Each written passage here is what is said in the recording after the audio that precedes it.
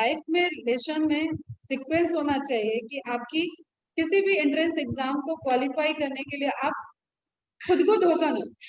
ठीक है, तो दैट इज योर कैपेबिलिटी।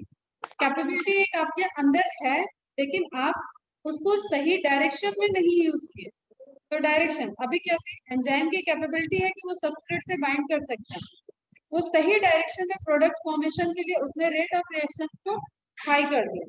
तो फाइनली तो गए हम, प्रोडक्ट बन गए, हम मेडिकोज में कन्वर्ट हो गए, हम नॉर्मल स्टूडेंट से अलग हो गए, मेडिकोज बन गए, मेडिकल स्टूडेंट हैं, जो कि अपने आप में एक अचीवमेंट होता है।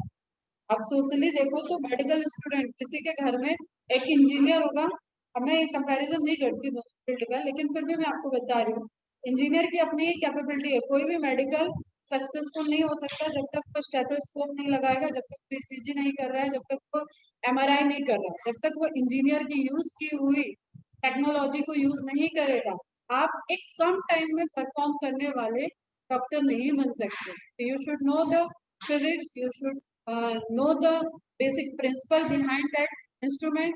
अगर आप किसी रूरल एरियाज में हो तो आपको वहाँ इतने स्टाफ भी नहीं मिलेंगे, तो आपको प्रॉपर हैंडलिंग आनी चाहिए, सब कुछ आना चाहिए कि आप ईसीजी चला रहे हो, अपनी आप बड़े डॉक्टर हो, आप असिस्टेंट के भरोसे बैठे थे पूरी जिंदगी, अब एकाएक आप ऐसे सिचुएशन में आ गए जहाँ पे आपके पास इंस्ट्रूमेंट है, असिस्टेंट ढूंढ रहे हो जो कि ईसीजी की मशीन चलाता था।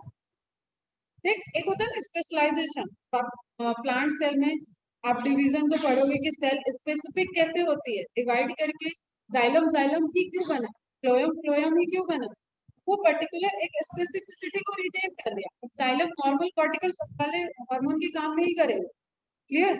तो वो स्पेसिफिसिटी आप में आ गया, आप बहुत बड़े न्यूरोलॉजिस्ट हैं, लेकिन आप तो छोटी सी एक मशीन हैंडल करने नहीं आई, आपने जिंदगी भर उसको दूसरे के भरोसे छोड़ दिया था, आपको स्टडी टाइम में आ रहा था, लेकिन नाउ वो कुछ अब हर चीज अपडेट होती है, आप ऐप भी देखते होंगे, अपडेट करो, कैप्सन का भी ऐप टाइम टू टाइम आपसे अपडेशन के लिए बोले, तो लाइक अपडेशन नहीं रखोगे लाइफ में तो आप पीछे रह जाओ। और जस्ट अब और बस चीज को मैं इमेजिन करा देती हूँ, सामने आपका कोई फैमिली मेंबर ही and you are top most surgeon, लेकिन कुछ इंस्ट्रूमेंट हैंडल करना नहीं आया, आप फेल हो गए।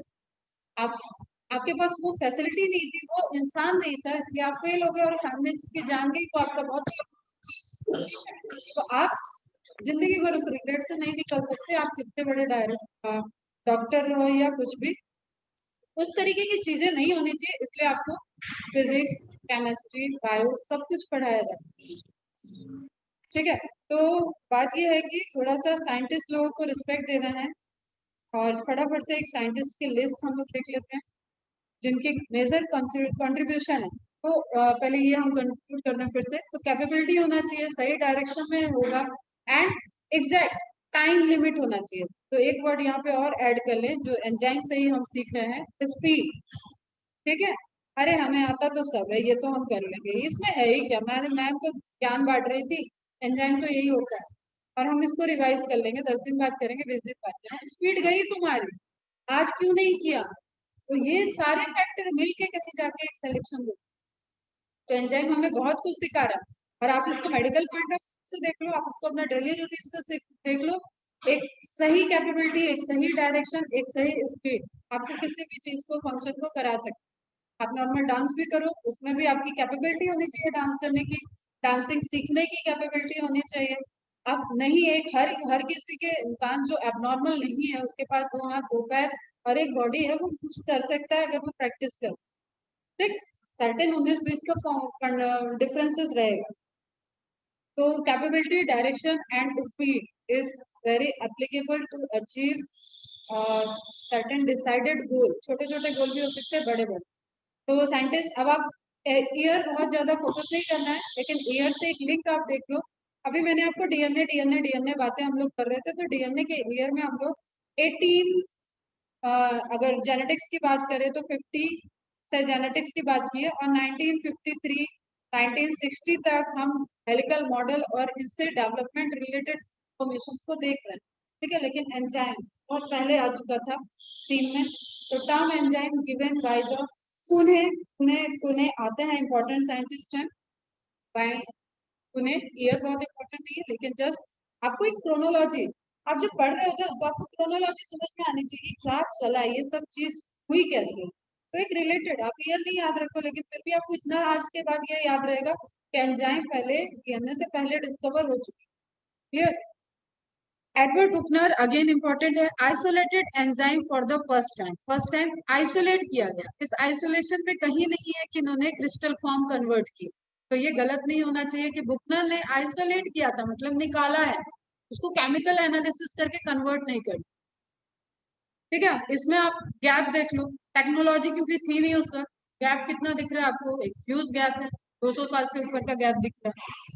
जे जे बी सोमनर, सोमनर का भी नाम आता है क्योंकि इन्होंने defined enzyme as a protein with catalytic property, एक ये स्टेटमेंट इनका इंपॉर्टेंट है।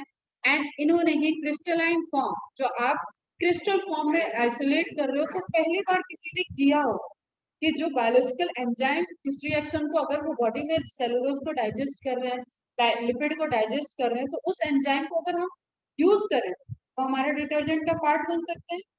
एक जस्ट जो एग्जांपल मैंने आपको दिया उसी से रिलेट करके बताया, तो उसको क्रिस्टल फॉर्म में कन्वर्ट किया, उसको नहीं किया, ये ध्यान में रखना। अब ये नहीं कि लाइपेज को, that is urease enzyme, ma'am ने कहानी सुना दी तो लाइपेज हम डाल, एंजाइम पूछा जाता है, first pure crystalline enzyme, it means कि हमारे बॉडी में यूरिया का फॉर्मेशन हो रहा है, यूरिया के फॉर्मेशन में रोल प्ले करने वाले एंजाइम यूरियस एंजाइम हो गए। यूरिया का ब्रेकडाउन जहाँ पे हो रहा है वहां पे भी यूरियस, यूरियस मतलब एक्ट ऑन यूरिया। फिर आपको जब आप एकदम स्पेसिफिक नेफ्रोलॉजिस्ट बनोगे तो वहां पे आप यूरियस के भी टाइप्स, उससे पहले ही आप आ जाओगे, इंटरेक्ट करोगे कि यूरिया के मॉडिफाई सिंथेसिस में कौन रोल प्ले कर रहा है, ब्रेकडाउन में कौन रोल प्ले कर रहा है, उसके रीअब्जॉर्प्शन में कौन रोल प्ले कर रहा है, उसके सिक्रेशन में कौन रोल प्ले कर रहा है। बट कलेक्टिवली हमने एक एंजाइम की कैटेगरी दी कि यूरियस एंजाइम जो यूरिया पे एक्ट कर। क्लियर? एज सफिक्स याद रखना है, एज सफिक्स पहले भी बताया है, एंजाइम के लिए यूज करते हैं, और जो भी उसका प्रीफिक्स होगा वही उसका सबस्ट्रेट होता है most of the case.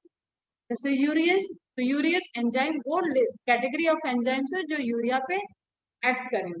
Lipase enzyme वो एंजाइम जो लिपिड पे एक्ट कर रहे हैं। अब अगेन लिपिड, लिपिड की वैरायटी है तो लाइपेज एंजाइम की भी वैरायटी होगी, क्योंकि एंजाइम आर वेरी स्पेसिफिक, उनके सबस्ट्रेट, उनके एक्टिव साइट, वो जो आपने प्रोटीन की चेन देखी ना, उसमें अगर हम कह रहे हैं आर्जिन सिस्टीन ल्यूसीन, ये combination and then isoleucine tryptophan, ये 5 अमाइनो एसिड मिलके एक साइट बना रहे हैं। जैसे आपको बात बात में कहां से, जस्ट सपोज लॉक एंड की मॉडल, ठीक है, एक ताला देख रहे हो आप, उस ताले को ओपन करने के लिए एक की है, लेकिन आप की को किसी पर्टिकुलर प्लेस पे लगाते हो। अभी हमें पढ़ना है जाएंगे फिर रिएक्शन हम लोग जब पढ़ेंगे तो ये सब कॉन्सेप्ट आएंगे, लेकिन आप समझते चलो कि स्पेसिफिक क्यों है, क्योंकि इस की को हम की के रूप में डाल रहे हैं तभी वो की काम कर रही है, अदरवाइज वो लॉक नहीं ओपन होगा। जस्ट हम की को यहाँ बगल में रख देते, ये लॉक ना क्लोज होगा ना ओपन होगा, जब तक हम की के सॉकेट में की को डाल के रोटेट नहीं किए तब तक वो लॉक ओपन नहीं हुआ। इसी तरीके से वो एंजाइम के पास एक पर्टिकुलर साइट है जिसको एक्टिव साइट बोलो, और एंजाइम प्रोटीन है, इट मींस कि उसके कुछ एक्टिव अमाइनो एसिड के रेसिड्यूज हैं, कुछ सेलेक्टेड अमाइनो एसिड हैं जो प्रेजेंट होंगे वहां पे, तभी वो पर्टिकुलर सबस्ट्रेट वहां पे बाइंड कर सकते हैं। क्लियर? इसको आप स्ट्रक्चर से भी समझ सकते हो, उस सबस्ट्रेट का स्ट्रक्चर, जैसे आपकी की के ग्रुप्स, की के ये ग्रुप्स हो गए, और ये जाके आपके लॉक के सॉकेट में फिट होंगे, तभी जब उस सॉकेट में ये ग्रुप्स बने होंगे इसको फिट करने के, तभी वहां पे जाके दोनों बाइंड कर सकते हैं। जैसे आप दोनों हथेली की फिंगर अगर मिला के अपना हाथ बंद कर रहे हो तो दोनों एक दूसरे के अंदर जाते। क्लियर? तो इस तरीके के स्पेसिफिक साइट्स एंजाइम्स के पास होते हैं, इसलिए वो सबस्ट्रेट स्पेसिफिक हो जाता है। क्लियर? तो प्योर क्रिस्टलाइन फॉर्म को समनर ने आइसोलेट किया था, जो कि यूरियस एंजाइम का क्रिस्टलाइन फॉर्म है। Second question, scientist is first question, crystalline form is third question, and from jack bean, एक प्लांट है, ठीक है, जिसका साइंटिस्ट ने साइंटिफिक नेम हो गया कैनेवेलिया एंसिफॉर्मिस। जिस, अब यहाँ पे आपके एक लाइन में 5 एमसीक्यूज, साइंटिस्ट का name, pure crystalline form, scientist ने पूछा, सिर्फ क्रिस्टलाइन फॉर्म पूछा है तो उसमें एंजाइम दे देगा आपको ऑप्शन में, यूरियस एंजाइम हो जाएगा। Urease enzyme first time isolated in crystalline from which plant, ये क्वेश्चन है, और फिर आपके प्लांट की स्पीसीज है तो प्लांट का नेम आ जाएगा। फिर आपसे पूछ लिया what is the scientific name of jack bean, तो आपको साइंटिफिक नेम ऑप्शन में आएगा। और साइंटिफिक नेम जब भी आएगा तो जीनस कॉमन जरूर आएगा, स्पीसीज वेरी करेगी, तो आपको जहां जहां इंपॉर्टेंट साइंटिफिक नेम आए उसके आप स्पीसीज को ध्यान दो। ठीक है। फिर एक बाउंसर क्वेश्चन है कि नोबेल प्राइज, मैंने पहले भी बताया है कि किसी को भी नोबेल प्राइज मिला है उसके आगे 5 स्टार लगा लो। ठीक है। तो सुमनर से रिलेटेड आपके 5 to 6 क्वेश्चन है। Pure crystalline form of urease enzyme from Jack Bean, Cannabelia ensiformis, and for that he got Nobel Prize in 1946. Isolate कर लिया 26 में, नोबेल प्राइज मिल रहा है 46 में। इतना स्लो प्रोसेस चलता था ना पहले कि आइसोलेट किया, उसको वेरीफाई करेंगे, फिर वर्ल्ड के साइंटिस्ट ग्रुप आपस में लड़ेंगे, फिर उसको रीटेस्ट किया जाएगा, अलग अलग उसको सिंथेसाइज करेगा, तब वेरीफाई करेंगे, देन जाके आपको कहीं नोबेल प्राइज इनको मतलब कहीं मिला होगा। तो इसलिए एक ईयर ईयर इंपॉर्टेंट है, नोट डाउन कर लो। एंड देन ये स्टेटमेंट कि Sumner defines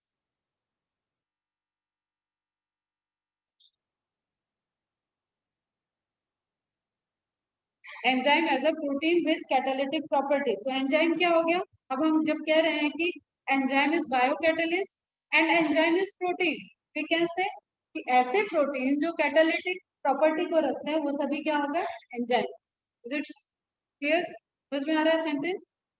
enzymes with catalytic property is known as a protein with catalytic property is known as enzymes. Then next scientist है नॉर्थरोप एंड निट्स। ठीक है। इन्होंने pepsin, trypsin, chymotrypsin ये सारे एंजाइम्स को identify isolate किया था, इनके बारे में निकाली थी, जो कि आपके इंपॉर्टेंट एंजाइम्स हैं डाइजेस्टिव सिस्टम के। ठीक है। और ये तीनों ही इतने एक्टिव हैं, इतने एक्टिव हैं, इतना फास्ट, जो आपको 16 साल और 4 घंटे की मैंने एक कंपैरेटिव दिखाया, तो यू कैन अब थिंकिंग आपकी यहाँ पे होनी चाहिए। जब 16 साल में जो प्रोसेस हो रही थी उसको 4 घंटे में किया, इसके मतलब हाईली एक्टिव हो। अब ये हाईली एक्टिव होते हैं इसलिए ये बॉडी में इनएक्टिव फॉर्म में सिंथेसाइज होता है। ठीक, जस्ट हम रिलेट कर रहे हैं, पढ़ना है digestive system, but you should know. तो उन सब के आगे लगा रहता है पेप्सिनोजेन, ट्रिप्सिनोजेन, काइमोट्रिप्सिनोजेन, ताकि वो हमारी इंटरनल सिस्टम खराब ना करे। जस्ट एंजाइम सिक्रीट हो रहा है आपका स्टमक में और वो इतना हाई अमाउंट में एक्टिव है कि आप कुछ भी खा रहे हो और वो डाइजेस्ट हो जाए। ठीक, जैसे बच्चे खेलते खेलते कुछ इंगल्फ कर जाते हैं, मेटल इंगल्फ कर गए। मैंने में सिक्के खाए हैं बचपन में। ठीक है। मुंह में है पहले छोटे छोटे आते भी थे कॉइन, 25 पैसा, 10 पैसा तो क्या बड़ा होता, 25 पैसा के सिक्के बच्चे निकल जाते थे, बहुत केसेस आते थे। तो अब निकल गए तो मम्मी लोग की ड्यूटी होती थी ऑब्जर्व करें स्कूल में पास हुआ या नहीं, कहीं बॉडी में रह तो नहीं गया। तो लाइक जैसे मेरा बेटा, उसने मेरे मंगलसूत्र का वो सोने के बूंदे खा छोड़े और फटाक से मुंह में चला गया, 8-9 महीने का था, गोदी में ही था, ऐसे खींचा और खा लिया। तो मैं तो भैया बहुत मम्मी लोग केयरिंग होती है, अब आप किसी भी चीज पे ले जाओ। मैं 3 दिन तक ऑब्जर्व करती रही कि वो निकले कि नहीं, फाइनली सारे निकले। अदरवाइज आपको मेडिकल एक बार चेकअप कराना पड़ेगा कि मेटल आपके बॉडी में कहाँ जाके कहाँ है। ठीक, और जब आप एजुकेशनली आपको ये चीजें पता है तो आप उसको लाइटली नहीं ले सकते। तो लाइक ये एंजाइम, अगर आप, अब ये तो मेटल की बात हो गई, मतलब वो डाइजेस्ट नहीं हो रहा है, लेकिन आप कुछ भी खा रहे हो, अब देखो आप कुछ भी खा रहे हो सब डाइजेस्ट हो रहा है, इट मीन्स कि एंजाइम बहुत एक्टिव है। तो ये खुद हमारी जो सेल बेचारी इतनी नॉर्मल छोटी छोटी प्लाज्मा मेम्ब्रेन वाली सेल है, सेल वॉल भी नहीं है, मिडिल लैमेला भी नहीं है, कोई ऐसी कैप्सूल भी बैक्टीरिया की तरह लेके नहीं, पेप्टाइडोग्लाइकन की लेयर भी नहीं प्रेजेंट है उनके पास, तो वो कैसे सेफ रह रही है? क्यों नहीं ये एंजाइम्स उन पे एक्ट कर? इट मीन्स कि एक तो वहां पे म्यूकस का सिक्रीशन होता है, म्यूकस लेयर, मतलब जस्ट समझ लो कि कोई म्यूसिलेज एक लिक्विड है जो जेली टाइप पे, जिसकी लेयर लगी हुई है एंजाइम्स और हमारी स्टोमेटा के सेल के बीच में। क्लियर? फिर आपको ये एंजाइम्स सब इनएक्टिव फॉर्म में, जिनको हम कलेक्टिवली जाइमोसेंस बोलते हैं, ठीक है, जाइमोसेंस के फॉर्म में रिलीज हो रहे हैं। जैसे इनका जब एक्टिविटी चाहिए तो ये कन्वर्ट करते हैं अपने फॉर्म को, एक्टिव हो गए। इट मीन्स कि कुछ एंजाइम के अंदर कन्फॉर्मेशनल चेंज या किसी के साथ बाइंड करके उसको एक्टिव फॉर्म में आना है, इस तरीके की कोई चीज वहां पे हो रही हो। क्लियर? तो उसके बाद वो एक्टिव फॉर्म में कन्वर्ट होते हैं, तो these are active form, pepsin, trypsin and chymotrypsin, and both all three are react on the different type of proteins proteins पे एक्ट करते हैं, प्रोटीन्स को पेप्टोन्स में, जैसे पेप्सिन आपका स्टमक का है तो वो आपको कन्वर्ट कर देगा पेप्टोन्स में, छोटे छोटे मॉलिक्यूल। अभी अमाइनो एसिड नहीं बनता है, डाइजेस्टिव सिस्टम में इसके आगे बात करेंगे। इसी तरीके से काइमोट्रिप्सिन रिलीज हो रहा है तो वो काइमोट्रिप्सिन वो जेन के फॉर्म में रिलीज होता है, फिर वो एक्टिव होता है, फिर वो ट्रिप्सिन को एक्टिव करता है। इस तरीके का इनका आपस में लिंकिंग है, अननेसेसरी एक्टिव फॉर्म में नहीं प्रेजेंट। जब इनकी जरूरत पड़ेगी तब ये एक्टिव होंगे, अदरवाइज ये हमारी पैंक्रियाटिक सेल को डैमेज करेंगे, हमारे स्टमक के सेल को डैमेज कर सकते हैं। तो Northrop and needs discovered pepsin, trypsin and chymotrypsin and these are important enzyme। तो क्या पता मुझे दिमाग और साइंटिस्ट का नेम आ जाए। वैसे इंपॉर्टेंट क्वेश्चन ये है कि उनका साइड ऑफ एक्शन क्या है। Hansen isolate grenade, grenade rennin होगा ये, RENNI। अपने बॉडी में दो रेनिन, एक रेनिन RENIN ये होता है हार्मोन, और एक रेनिन है प्रोटीन एंजाइम। ठीक है, रेनिन हार्मोन है, किडनी के फंक्शनिंग में रोल प्ले करता है। रेनिन एक एंजाइम है, प्रोटीन है, जो कि स्टमक में प्रेजेंट है, मिल्क के डाइजेशन में रोल प्ले करता है। मतलब ये एक क्वेश्चन है कि ये यंग्स जो इन्फेंट होते हैं उनमें ये ज्यादा एक्टिव होता है, क्योंकि उनका फूड क्या होता है, मिल्क लेते हैं वो लोग। रेनिन डाइजेस्टिव एंजाइम आपका बच्चों में ज्यादा हाई अमाउंट में प्रेजेंट। तो हैंसन आइसोलेटेड रेनेट रेनिन और इन्होंने काव से ही इसको आइसोलेट किया। ठीक है, रेनेट इंपॉर्टेंट क्वेश्चन है, तो भी ध्यान में रखोगे, स्पेलिंग करेक्ट कर लोगे बेटा। RENNIN अभी नोट डाउन कर लो, RENNIN रेनिन, रेनेट से ले जाओगे तो तुम्हें डबल एन दिख रहा है। ठीक है, rennet rennin and RENIN is hormone. तो आप स्टार मार्क करके ऊपर नोट डाउन करो। मतलब पृथ्वी उठे कॉपी निकल गई, निकलेगी पेन उठेगी ना। And then Arber Smith and Nathans, इनको भी भैया नोबेल प्राइज मिला हुआ है और इनका भी बहुत बड़ा कंट्रीब्यूशन। और ये ईयर आ जाओ तो 1978। ठीक है, तो जस्ट यू कैन रिलेट, ये टेक्नोलॉजी वाला एरा है जो 70s 90s है ना, इसमें बायोटेक इवॉल्व हुआ है। ठीक है, मतलब अब हम माइक्रोब से नहीं खेलते हैं, अब हम माइक्रोब्स के डीएनए से खेलने लगे। मतलब हमें ये पता है इसके इस डीएनए के अंदर ये वाली साइड पे ये इंफॉर्मेशन है, इसको कट करो, अपने अंदर इंसर्ट करो और डिजायर्ड चीज को प्रोड्यूस करा।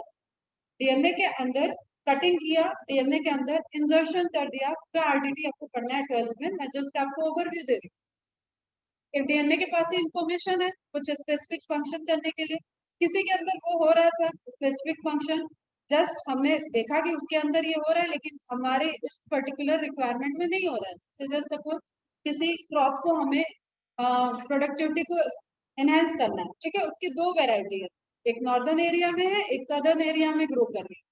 एक की हाइट ज्यादा है, एक की प्रोडक्टिविटी हाइट रेट ज्यादा है, मतलब एक को डेवलप करने में कम टाइम लगा, एक जो उससे फल निकल रहे थे वो कंटेंट न्यूट्रिटिव वैल्यू हाई है। तो इसके क्या चीज है जो डेवलप करने में कम टाइम है, मतलब जितना कम टाइम होगा वेजिटेटिव का, जितनी जल्दी उसके अंदर फ्लावरिंग आएगा। आप क्या खाते हो, फ्लावर के बाद जो फ्रूट बन रहा है या तो वो सीड है, या तो वो ग्रेन है, या तो वो है। ठीक है, लीफ वगैरह को छोड़ दें, हम जो एडिबल पार्ट भी यूज कर रहे हैं वेजिटेबल में, वो या तो फ्रूट है या तो लीफ है। ठीक है, या तो मैक्सिमम आपके सीड है, ग्रेन्स जब आप यूज कर रहे हो। वो कब होंगे, जब फर्टिलाइजेशन हो जाएगा, फर्टिलाइजेशन होगा तभी ओवरी कन्वर्ट होकर फ्रूट बना रही है। ठीक है, ग्रेन बन रहा है, इतने इसके फर्टिलाइजेशन के बाद वो ग्रेन है। तो वेजिटेटिव फेज को आपको कम करना था ताकि रिप्रोडक्टिव फेज जल्दी आ जाए। क्लियर, एक स्पीसीज जिसका वेजिटेटिव फेज कम था उसके जीन को आपने आइसोलेट किया। जस्ट सोचो, पढ़ना वरना सब बाद में रह जाए। ठीक है, आइसोलेट किया आपने, उसकी वो क्वालिटी देखी जिससे उसकी वेजिटेटिव टाइम को कम लग रहा है और वो फटाफट रिप्रोडक्टिव फेज में आ जा रहा है, जो हमारे काम का फेज है।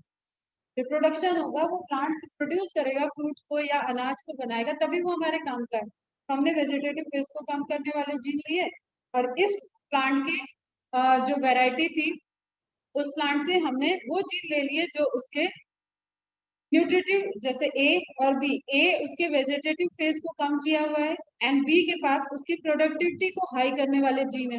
तो ए से हमने वेजिटेटिव वाले जीन आइसोलेट किए, बी से हमने उसके प्रोडक्टिविटी वाले जीन जिससे न्यूट्रिटिव हाई आ रहा है, नाउ हमने सी बना दिया।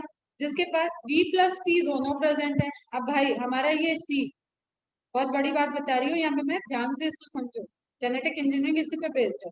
हमारा ये C हमेशा सुपीरियर होगा A से, हमेशा सुपीरियर होगा B से, क्योंकि दो सुपीरियर ब्रीड की क्वालिटी इसके अंदर आ गई।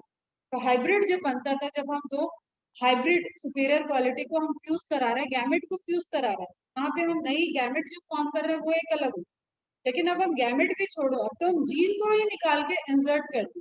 तो this is again one of the revolutionary discovery, जिसको आप पढ़ोगे जेनेटिक इंजीनियरिंग बायोटेक्नोलॉजी में, हम आएंगे इसके बाद में। तो दैट आर रेस्ट्रिक्शन एंडोन्यूक्लियेसेस। अब तुम लोग बताओ, न्यूक्लियेसेस वर्ड को तोड़ो, क्या होगा ये, किस पे एक्ट कर रहा होगा? तेज बोलो जरा फटाफट। हम इतना एक्स्ट्रा जाते हैं कुछ चीज रिलेट कराने के लिए, तो दोस्तों को कंटेक्ट करना पड़ेगा। किस पे एक्ट किया? Nucleic acid. ठीक है, now word is restriction. Restriction मतलब क्या हो गया? इसकी एक्टिविटी को रिस्ट्रिक्ट कर दिया गया, स्पेसिफिक कर दिया गया, ताकि इसको ए और जी के बीच में कट लगाना है तो ये ए और जी के बीच में कट लगाएगा, ये सी और टी के बीच में कट नहीं लगाएगा। ठीक है, और जब वहां कट होगा और दूसरा जहां आप इंसर्ट कर रहे हो वहां पे उसकी बाइंडिंग एबिलिटी वाला कट होगा, तभी दोनों आपस में फ्यूज कर सकते हैं। पढ़ेंगे ये सब हम लोग डिटेल में, जस्ट आप ये सुन। तो restriction nuclease is very important. Nuclease को एक्ट किया, न्यूक्लियस को कट किया उसने न्यूक्लिक एसिड को, और एकदम रेस्ट्रिक्टेड साइट पे कट किया, स्पेसिफिक साइट पे कट किया। एंडो इंटरनली कट किया, एक्सो टर्मिनल एंड पे कट। तो restriction endonucleases are the scissor of genetics भी हम उसको सीजर बोलते हैं। कैंची हो गई वो, जिनको हम लोग यूज कर रहे हैं for cutting. Clear? Restriction endonucleotide is the one of the very revolutionary discovery, जिसमें हम फंक्शनिंग को रखते हुए कट कर रहे हैं, आइसोलेट कर रहे हैं, और ये हमेशा कॉपी डीएनए को कट किया जाता है। ठीक है, पीसीआर सुन रहे होंगे बहुत, कोरोना में पीसीआर टेस्ट हो रहा है, वहां क्या हो रहा है? Just amplification.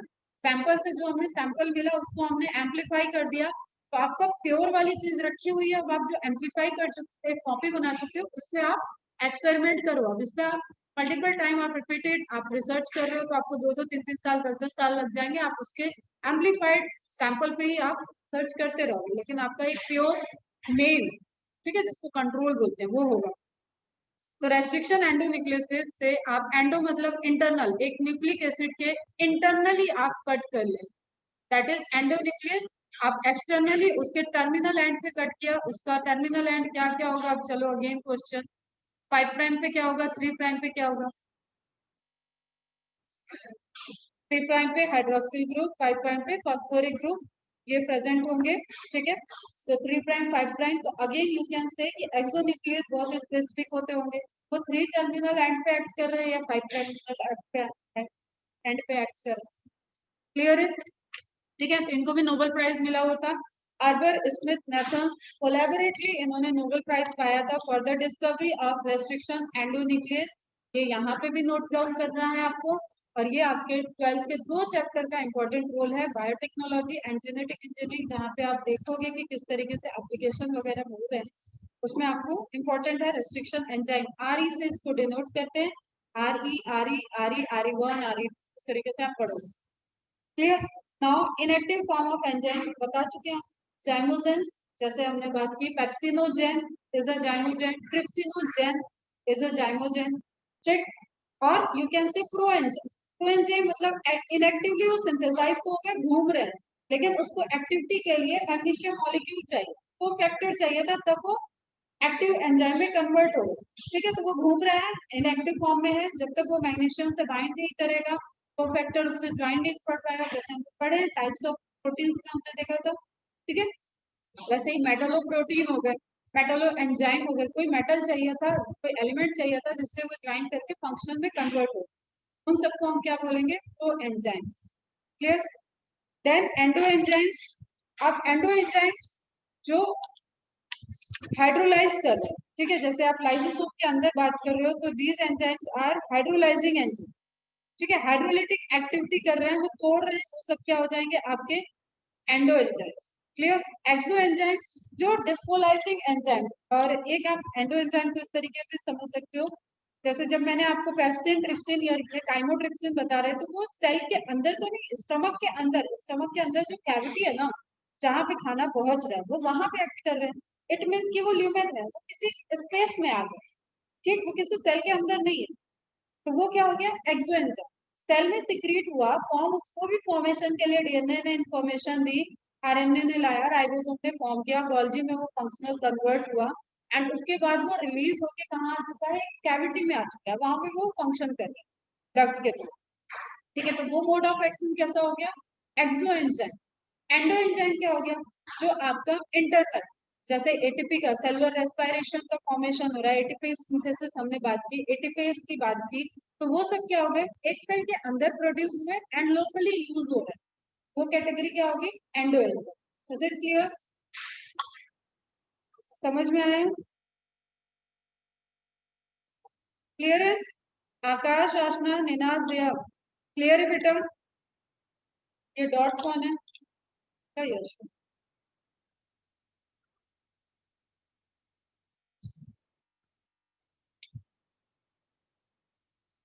क्लियर है?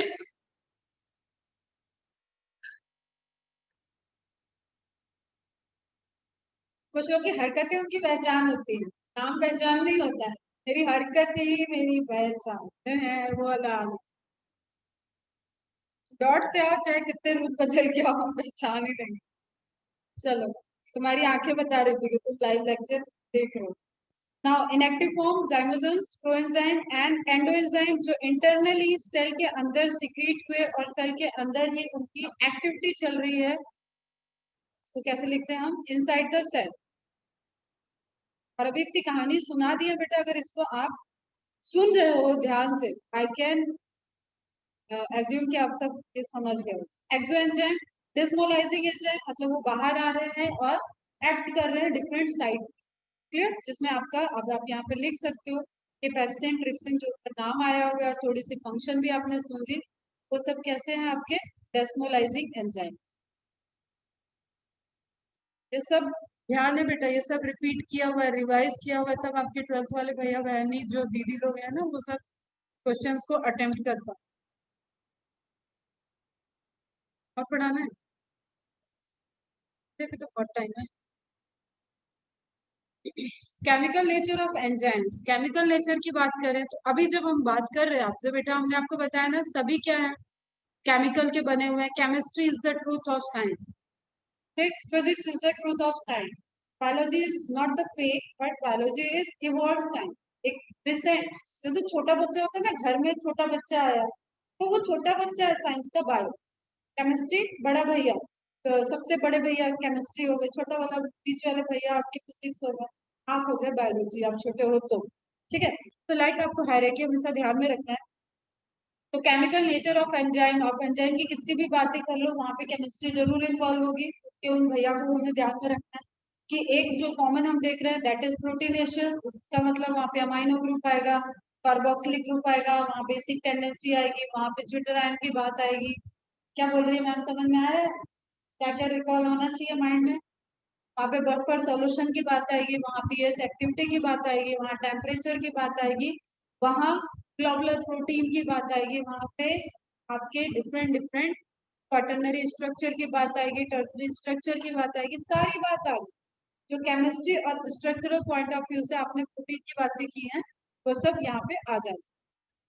और जब आपकी मोस्टली प्रोटीनेशियस है, तो इट मीन्स कि आपको केमिस्ट्री पॉइंट ऑफ व्यू से क्या ध्यान में रखना है, यहाँ पे आपको अमाइनो एसिड की केमिस्ट्री अच्छे से पता होनी चाहिए, यहाँ पे आपको प्रोटीन की केमिस्ट्री अच्छे से पता होनी चाहिए, जो टाइप्स ऑफ प्रोटीन देख रहे हो आप, जो मैजिक 20 आपने देखा अमाइनो एसिड, वो अमाइनो एसिड जो इन्वॉल्व हैं प्रोटीन के फॉर्मेशन में, approximately number of amino acid 400 to 500 amino acid discover हो चुके हैं, लेकिन उनमें से सिर्फ 20 हैं जो कंट्रीब्यूट कर रहे हैं प्रोटीन के फॉर्मेशन में, इसलिए हम उसको मैजिक 20।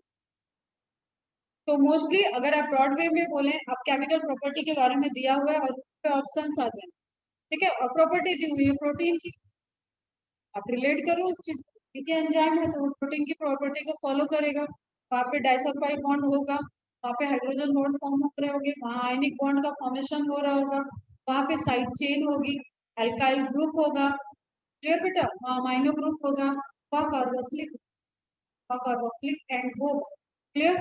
ये सारी चीजें अगर ध्यान से नहीं ध्यान आ रही है तो आज ही के आज फिर से रिवाइज करें विद सम एक्सेप्शन। अब ये एक्सेप्शन बड़ा इंपॉर्टेंट है। एक्सेप्शन क्या है? राइबोजाइम, जो मैंने बात बताया आपको कि सिंगल स्ट्रैंडेड आरएनए, आवाज नहीं, विद कैटालिटिक एक्टिविटी, जो ये इंपॉर्टेंट इन्फॉर्मेशन है, नोट डाउन कर लेना। एसएस मतलब सिंगल स्ट्रैंडेड, अब तुम लोग इसको फुल फॉर्म लिखोगे, मैं बार बार नहीं लिखूंगी। डीएस मतलब डबल स्ट्रैंडेड, ये नहीं कि एसएस को 5 5 लिख दिया नोट्स में, वो 5 5 है, अब घूम रहे हैं 1 साल तक परेशान है, पता नहीं क्या 55 आरएनए बताई थी, याद ही नहीं आ रही। तो दैट इज नॉट ए 55। ठीक, ये होता है बच्चों के साथ, इसलिए मैं एग्जाम्पल दे रही हूँ। 55 नहीं है वो, एसएस है। एसएस में single standard RNA, clear. DS standard, double standard DS use करेंगे। डीएनए के बाद डीएस डीएनए मतलब double standard DNA, SS DNA मतलब single standard. A single stranded DNA which have, या which possess, which have catalytic activity, which have catalytic activity, तब वो catalyst है, ठीक है। अब बॉडी के अंदर है, सेल के अंदर है, इसकी वो क्या हो गया, बायोलॉजिकल कैटलिस्ट है। बायोलॉजिकल कैटलिस्ट क्या होते हैं? एंजाइम होते हैं। तो ये आरएनए क्या हो गया आपका? एंजाइम। किस चीज का बना है वो? आरएनए का बना है, प्रोटीन नहीं है, क्लियर। तो नॉन प्रोटीनेसियस क्वेश्चन, अब इस पूरे इंफॉर्मेशन को मिक्स मैच करके आपसे पूछेगा, आपका कॉन्सेप्ट क्लियर नहीं है तो आप बोलोगे राइबोजाइम तो आया ही नहीं ऑप्शन, वहां पे आरएनए लिखा हुआ था, ठीक है, आरएनए विद कैटालिटिक एक्टिविटी लिखा हुआ है, क्लियर। इस तरीके से आपको सॉल्व करते वक्त आपको डायरेक्ट क्वेश्चन भी नहीं मिलेंगे। तो ऐसे single standard RNA which have catalytic activity is known as, लिखा नहीं है क्या यार, इज नोन एज राइबोजाइम। अब नाउ राइबोजाइम्स की भी एक पूरी मेजर कैटेगरी है, रिसर्च हो रहा है इस पे, राइबो स्विच होते हैं, अलग अलग टाइप के राइबोजाइम्स हैं, अलग अलग टाइप के आरएनए हैं जो कि आरएनए की तरह एक्टिविटी नहीं कर रहे हैं, कैटालिटिक एक्टिविटी कर रहे हैं, वो ड्रग टारगेट है, ठीक है। तो ऐसे स्पेसिफिक, अगेन वो भी स्पेसिफिक है, तो आप किसी डिजीज का भी हम लोग रिसर्च फील्ड में है तो राइबो स्विच ड्रग टारगेट, जैसे इसको कैसे बताऊं, बैक्टीरिया बहुत ज्यादा रेजिस्टेंस हो जा रहे हैं, एंटीबायोटिक की रेजिस्टेंस पावर सुना होगा कि एंटीबायोटिक रेजिस्टेंस है, कोई कोई एंटीबायोटिक किसी किसी को सूट नहीं करती है, तो ये एंटीबायोटिक उस पर काम नहीं करती है, तो उसको एक दूसरे स्पेक्ट्रम की एंटीबायोटिक देनी पड़ती है। तो जस्ट एंटीबायोटिक पेप्टाइडोग्लाइकन के लेयर पे एक्ट कर रही है या आरएनए पे कर रही है या डीएनए पे कर रही है, वो different different mode of action हो जाए, लेकिन वो रेजिस्टेंस हो गया। फिर हमने उसके आरएनए, जो उसके अंदर आरएनए प्रेजेंट था, उस आरएनए को हमने अपने राइबोजाइम से कैटालिटिक एक्टिविटी या राइबोस्विच से कैटालिटिक एक्टिविटी करके डिग्रेड कर दी, उसका जेनेटिक सिस्टम खत्म कर दिया। तो this is one of the most evolving field एक है जिसमें राइबोस्विच को अब हम लोग ड्रग टारगेट के तौर पे यूज कर रहे हैं, मतलब ऐसा ड्रग जो यहाँ पे राइबोस्विच को फॉर्म कर दे या राइबोस्विच प्रेजेंट है तो उस पर जाके एक्ट करे, उससे रेजिस्टेंस पावर नहीं आ सकती, इतनी जल्दी नहीं आ सकती, नहीं आ सकते अभी तक जो है कि नहीं आ सकते। तो जस्ट एग्जांपल लेना है आपको कि मोस्टली प्रोटीनेशियस है, मतलब प्रोटीन के बने हैं, सम एक्सेप्शंस है जिसमें एक्सेप्शन में आपने आरएनए का नोट डाउन कर लिया। एंजाइम्स आर नॉट प्रोटीन, तो एक स्टेटमेंट यहाँ पे आ गया, एक्सेप्शन में आप नोट डाउन करोगे राइबोजाइम, फिर आपका एक लिंक आ गया, all enzymes are proteins but all proteins are not enzyme, ये हम आपको बता चुके। More than 100 amino acid link to form an active enzyme, एक मिनिमम अगर छोटा सा छोटा भी एंजाइम आपको बनाना है, मोलिकुलर वेट उसमें हाई हो सकता है, ठीक है, तब वो मैक्रोमोलिक्यूल में जाएगा, मोलिकुलर वेट हाई रहेगा, लेकिन मिनिमम उसमें अमाइनो एसिड कितने होने चाहिए? 100। तो जो ये आपको क्रिस्टलाइज फॉर्म में यूरियस को निकाला गया, उनकी अपनी अल्फा चेन है, बीटा चेन है, और उसके बाद उनको आइसोलेट किया गया, उस चेन को फिर आर्टिफिशियली क्रिएट किया गया, तब जाके वो आपके क्रिस्टल फॉर्म में प्रेजेंट ड्रग के फॉर्म में। जैसे एक ड्रग आपको पढ़नी है माइक्रोब्स एंड फीमेल वेलफेयर में, streptokinase, this is drug cardiovascular disease, जो आपको मायोकार्डियल इंफार्क्शन हार्ट अटैक की कंडीशन आती है, वहां पे अगर आपके पास एंजियोप्लास्टी और कोई ऐसी कैपेबिलिटी मतलब बहुत ज्यादा एकदम वेल डेवलप्ड हॉस्पिटल नहीं है, तो भी गांव वाले एरिया में स्ट्रेप्टोकाइनेस के इंजेक्शन रखे हो ताकि इनिशियली कहीं क्लॉट बना है, सप्लाई रुकी है, हार्ट को सप्लाई नहीं गई, एट मींस कि कहीं क्लॉट आया है बीच में, तो स्ट्रेप्टोकाइनेस एक ये भी एक बहुत डिवाइन ड्रग की तरह लिया जाता है, ठीक है, जो कि लाइफ थ्रेटनिंग डिजीज है, ये सब लाइफ मतलब थोड़ा सा भी डिले हुआ तो लाइफ गई, ठीक। तो स्ट्रेप्टोकाइनेस इंजेक्शन के फॉर्म में रखा जाता है ताकि इनिशियली एक प्रियर जो कहते हैं वो वहाँ पे इंजेक्शन देके उसको रिफर कर दिया जाए, उस सिटी की तरफ मूव कर जाए या जहाँ पे जिस हॉस्पिटल में उसको ट्रीटमेंट दिया जाए। तो streptokinase is again very important and which is an enzyme, उसकी ड्रग एक्टिविटी है, ठीक है, वो जाके डिग्रेड करता है, जो क्लॉट बने हुए हैं फटाफट आपके ब्लड में सर्कुलेट किया, फटाफट वो ब्लड सर्कुलेशन, तो हर एक जगह से ब्लड आपका पूरा जब कार्डियक साइकिल पढ़ोगे वहां सर्कुलेट करते हुए ब्लड हर एक जगह से जा रहा है, ठीक है, मेन मेन आर्टरीज, तो फिर अब वो वहां पे क्लॉट को ढूंढ लेगा और उस क्लॉट को डिग्रेड कर देगा, छोटे छोटे और छोटे छोटे क्लॉट में बना के फिर डिजोल्व हो जाएगा, फिर उसके बाद जो अपनी इम्यून सेल्स है वो उसको इन्वॉल्व कर जाती है, तो एक इनिशियल ट्रीटमेंट, फिर उसके बाद एनालिसिस होती है कि किस आर्टरी में ब्लॉक हुआ था, तो क्या प्रॉब्लम थी, क्या, फिर उसको प्रॉपर चेक करके कि किस एंजियोप्लास्टी की जरूरत है या नहीं, जैसे अभी परसों नरसों गांगुली को, सौरव गांगुली का नाम आप लोगों ने सुना हो, ठीक है, इंडियन क्रिकेट टीम के कैप्टन रह चुके सौरव गांगुली को जिम में हार्ट अटैक आ गया, परसों का केस है, 3 दिन हुआ, I am big fan of Sourav Ganguly, Sachin Tendulkar से ज्यादा फैन थी गांगुली,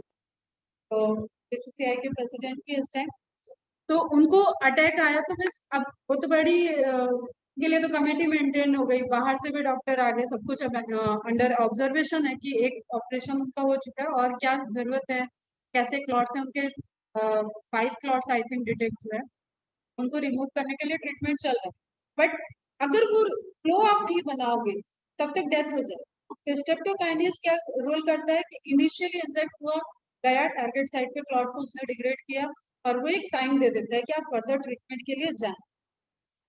मोर than 100 amino acid links to form an active enzyme, तो एक्टिव एंजाइम को फॉर्म करने के लिए इसलिए हम यहाँ पे आ गए अब कि कोई छोटी सी चेन अगर वो एक्टिव है, एंजाइम है, उसके पास एक्टिव साइट है, तो वो फंक्शनल बायोकैटालिस्ट में कन्वर्ट हो सकता है, देयर इज नॉट रिक्वायरमेंट कि वो एक long chain 1000 of amino acid वहां पे आके बाइंड करेंगे तभी वो एक्टिव एंजाइम में कन्वर्ट हो। तो an enzyme show tertiary structure, ये ध्यान में रखना क्योंकि एंजाइम इज फंक्शनल प्रोटीन, अब मैंने तुम लोग को बताया है कि primary structure is not functional, secondary structural is participate in structural, ठीक है, but functional structure is minimum tertiary, tertiary protein functional structure है, एंजाइम एक मिनिमम स्ट्रक्चर, अगर 100 अमीनो एसिड का भी है तो भी उसको गोल्जी के अंदर मैच्योर होना पड़ेगा और वो टर्सरी स्टेबल स्ट्रक्चर में आएगा, तब उसके पास फंक्शनैलिटी आएगी, क्लियर। नाउ नेक्स्ट है sequence of amino acid is specific in specific enzyme protein, इसको मैंने अभी एक्सप्लेन किया तुम लोगों को, एक एक्टिव साइट बन रहा है, जब हम रिएक्शन पे बात करेंगे तो और ज्यादा इसको समझेंगे, लॉक एंड की में भी मैंने बताया कि एक स्पेसिफिक शेप साइट होना चाहिए, एक सीक्वेंस होना चाहिए, तभी वो किसी सबस्ट्रेट से रिएक्ट कर सकते, क्लियर। तो sequence of the amino acid is specific in specific enzyme, इसके लिए आप नाम नोट कर लोगे कि एक्टिव साइट, अच्छा राइबोजाइम मैंने नीचे लिखा, एक्टिव साइट, ठीक है, वो साइट क्या होगा, एक्टिव साइट होगा, और वो एक्टिव साइट किससे फॉर्म हुए हैं, सर्टेन स्पेसिफिक अमीनो एसिड की चेन से, क्लियर है, कोई डाउट यहाँ तक।